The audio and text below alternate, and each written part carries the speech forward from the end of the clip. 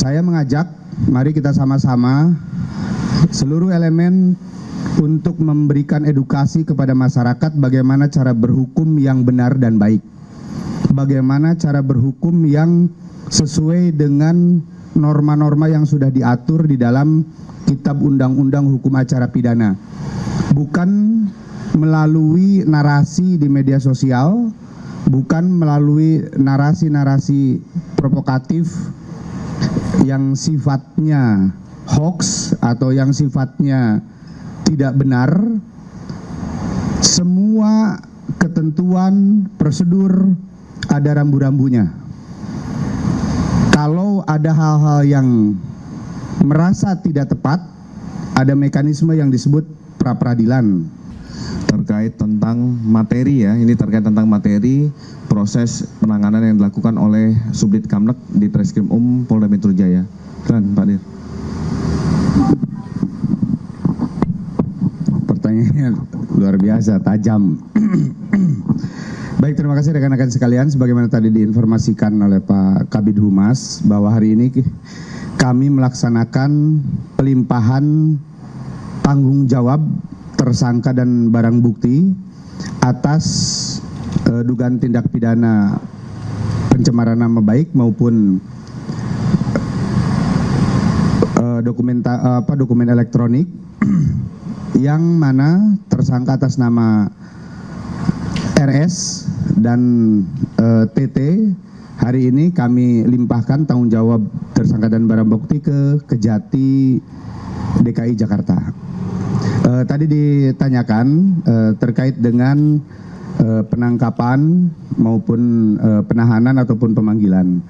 Semua prosedur hukum yang diatur di dalam Kitab Undang-Undang Hukum Acara Pidana tentunya menjadi pedoman kami di dalam melaksanakan proses penyidikan terhadap perkara dimaksud. Jadi kami pastikan bahwa seluruh tahapan yang dilakukan oleh penyidik di Treskrim Polda Metro Jaya sudah sesuai dengan prosedur KUHAP. Kemudian yang kedua, intervensi. Kalau intervensi, saya kira lebih tepatnya ke mencoba menghalang-halangi atau mengganggu atau menghambat proses penyidikan ya. Karena upaya-upaya untuk supaya penyidikan ini terhambat atau penyidikan ini mengalami gangguan, ya tentunya penyidik tetap kita hadapi dengan bijak, kita hadapi dengan prosedur yang kita tempuh sesuai dengan KUHAP. Ya kalau adanya upaya-upaya atau mungkin sebagaimana teman-teman ketahui atau lihat ada yang mantan pejabat yang masih merasa menjadi pejabat dan lain-lain, kami tetap berpedoman pada KUHAP yang mengatur di dalam proses penyidikan ini. Saya mengajak, mari kita sama-sama seluruh elemen untuk memberikan edukasi kepada masyarakat bagaimana cara berhukum yang benar dan baik. Bagaimana cara berhukum yang sesuai dengan norma-norma yang sudah diatur di dalam Kitab Undang-Undang Hukum Acara Pidana. Bukan melalui narasi di media sosial, bukan melalui narasi-narasi provokatif yang sifatnya hoax atau yang sifatnya tidak benar. Semua ketentuan prosedur ada rambu-rambunya. Kalau ada hal-hal yang merasa tidak tepat, ada mekanisme yang disebut pra-peradilan. Atau apabila menemukan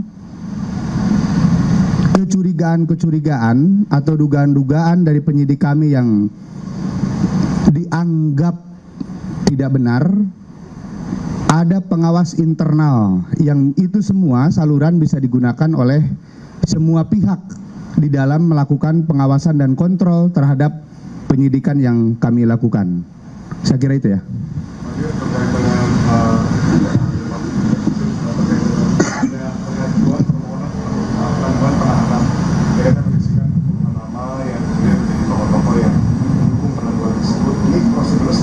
Sejauh mana, apakah ini akan mempengaruhi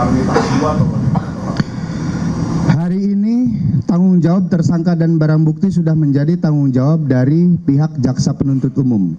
Jadi prosedurnya silahkan diajukan ke Kejaksaan Tinggi DKI. Oke. Ya.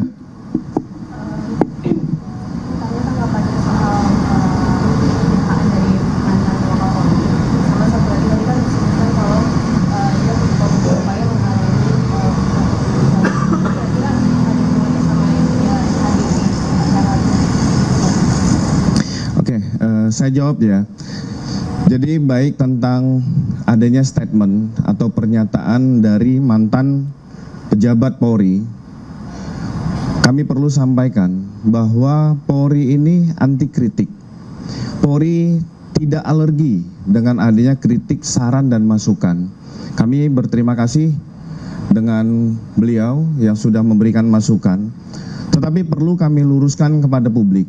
Yang pertama, upaya paksa yang dilakukan oleh penyidik itu merupakan suatu rangkaian proses hukum dan ini dapat dipertanggungjawabkan. Termasuk kami ingin meluruskan kepada masyarakat sekalian bahwa terhadap orang yang akan dilakukan penahanan, kewajiban dari penyidik adalah melakukan pemeriksaan fisik dan psikis kepada tersangka yang akan dilakukan penahanan. Apakah yang bersangkutan memiliki penyakit bawaan atau memiliki penyakit menular? Karena ini kan akan bergabung dengan tahanan lain.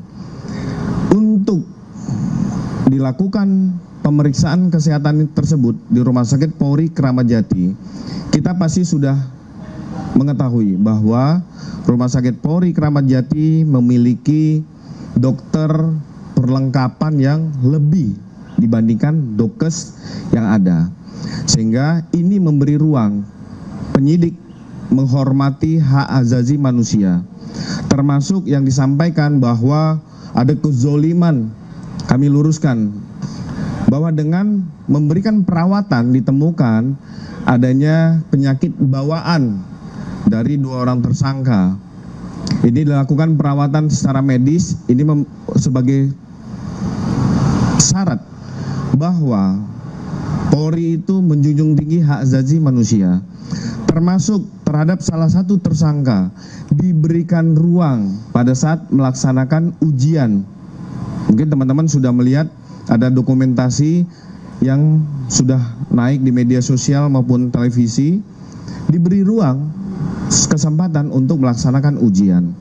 Jadi saat proses pengobatan yang bersangkutan di Rumah Sakit Polri, ini juga diberi ruang bagi keluarga, tim kuasa hukum, termasuk simpatisan tadi.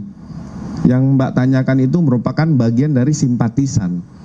Ini diberi ruang untuk bisa membesuk 2 orang tersangka tersebut. Dan itu sebenarnya langkah-langkah penghormatan terhadap kemanusiaan yang dilakukan. Jadi kami meluruskan, ada tokoh yang menyatakan kezoliman, coba Bapak bisa melihat lagi apa langkah-langkah dilakukan.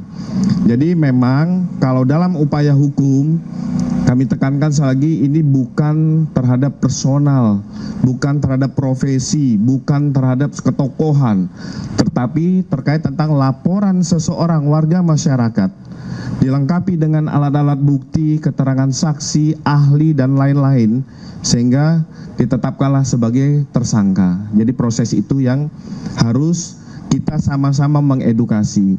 Makanya kami mau menyampaikan ke Bapak yang tersebut, untuk bijaklah secara hukum, jangan membuat suatu statement, pernyataan-pernyataan yang membuat publik ragu. Harusnya dengan beliau yang memiliki kemampuan, apalagi untuk kemarin kita dengar bersama-sama dinyatakan bahwa 2 orang tersangka itu sehat. Yang bisa membuktikan yang bersangkutan sehat itu adalah orang-orang yang expert in area, orang-orang yang memiliki keahlian di bidangnya, yaitu apa? Dokter. Ya.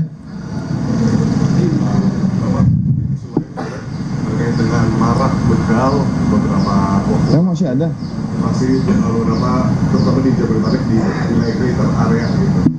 Apa dengan eskalasi seperti apa kalau dari? Ya, kalau kita berbicara secara statis, kejahatan-kejahatan jalanan, kita merubah diksi itu ya. Jadi jangan menimbulkan rasa fear of crime, rasa ketakutan, kekhawatiran di masyarakat.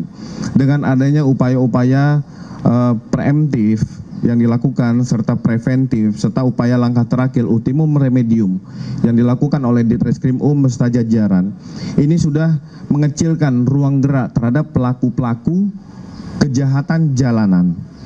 Mungkin rekan-rekan bisa melihat, masyarakat juga bisa menilai bagaimana tingkat patroli yang dilakukan, bagaimana mengaktifkan kembali siskamling, pos-pos kamling, termasuk ini juga memberikan edukasi dan literasi kepada masyarakat bahwa pemerintah, kepolisian dalam hal ini hadir untuk memberikan rasa aman dan nyaman kepada masyarakat. Apabila sudah terjadi peristiwa pidana tersebut, Polda Metro Jaya, khususnya di Ditreskrim Polda Metro Jaya juga hadir melakukan pengungkapan.